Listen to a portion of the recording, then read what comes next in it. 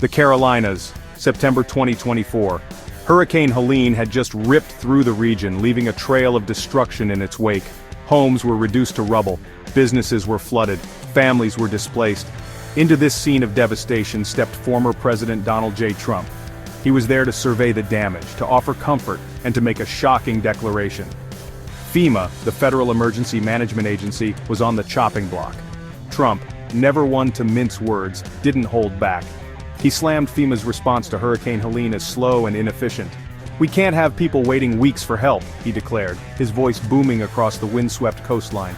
He argued that money for disaster relief should flow directly from the federal government to the states, bypassing what he saw as the bureaucratic morass of FEMA. The message was clear. Trump believed he had a better way.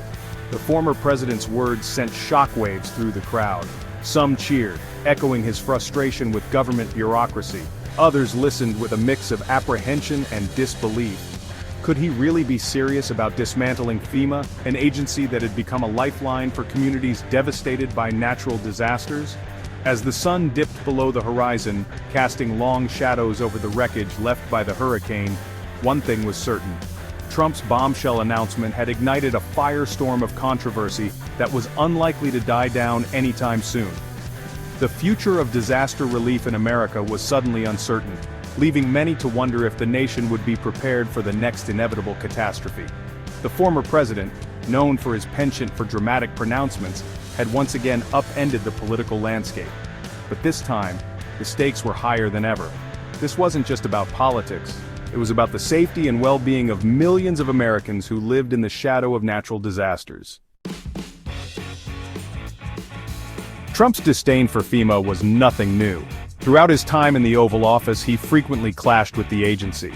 He seemed to view it as a bloated bureaucracy, more interested in self-preservation than in serving the American people. He bristled at the idea of federal agencies wielding significant power, believing that states should have more autonomy in managing their affairs, including disaster response. During his visit to the Carolinas, Trump reiterated his long-held belief that FEMA was inherently flawed. He pointed to what he perceived as the agency's sluggish response to Hurricane Helene as evidence of its inefficiencies.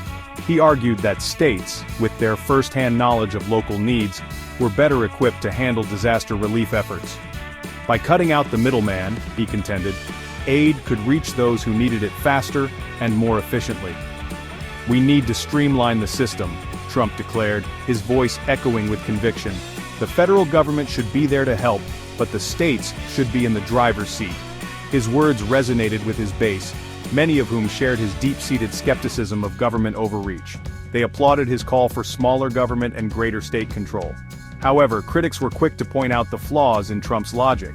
They argued that dismantling FEMA would leave the nation ill-prepared to handle major disasters.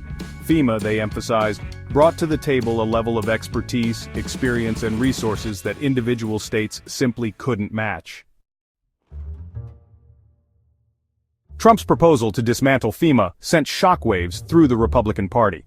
While some GOP lawmakers rallied behind the former president, others expressed deep reservations, creating a rift within the party.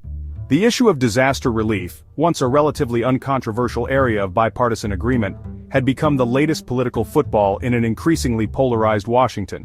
Senator Tommy Tuberville of Alabama, a staunch Trump ally, voiced his support for eliminating FEMA. He echoed the former president's concerns about bureaucratic inefficiency and argued that states were more than capable of handling disaster response on their own. "We need to empower the states, not Washington bureaucrats," Tuberville declared, his voice booming across the Senate chamber. However, other Republicans, particularly those representing states frequently hit by natural disasters, were less enthusiastic about Trump's proposal. Senator Susan Collins of Maine, known for her more moderate stance, acknowledged the need for reforms within FEMA, but cautioned against scrapping the agency altogether. "We need to be careful not to throw the baby out with the bathwater," Collins warned, her voice a note of caution amidst the growing chorus of support for dismantling FEMA. The division within the Republican Party over FEMA underscored the challenges Trump's proposal faced. Even if he could rally his base, it was unclear whether he had enough support in Congress to dismantle the agency. The battle lines were drawn, and the stage was set for a fierce political battle over the future of disaster relief in America. The prospect of a future without FEMA raised a host of questions about the nation's ability to respond to natural disasters. Could states truly handle the complex and costly task of disaster response on their own? Would the elimination of FEMA lead to a patchwork system with some states better prepared than others? These were not merely academic questions, they were matters of life and death, particularly for those living in vulnerable communities. FEMA, for all its flaws, played a critical role in coordinating disaster relief efforts.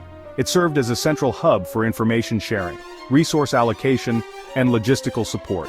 Its vast network of experts and its ability to mobilize quickly in the wake of a disaster were invaluable assets. Eliminating FEMA, critics argued, would create a dangerous void, leaving states to fend for themselves in the face of overwhelming challenges. Moreover, FEMA's role extended beyond immediate disaster response. The agency also played a vital role in disaster preparedness, working with states to develop and implement mitigation strategies. It provided funding for infrastructure improvements, early warning systems, and community outreach programs aimed at reducing the impact of future disasters. Dismantling FEMA, experts warned, would not only weaken the nation's ability to respond to disasters, but also make it more vulnerable to their devastating effects. As the debate over FEMA raged on, one thing was clear: the stakes were incredibly high. The decision of whether to dismantle or reform FEMA was not one to be taken lightly. It was a decision that would have far-reaching consequences for the nation's ability to prepare for, respond to, and recover from the inevitable challenges posed by natural disasters.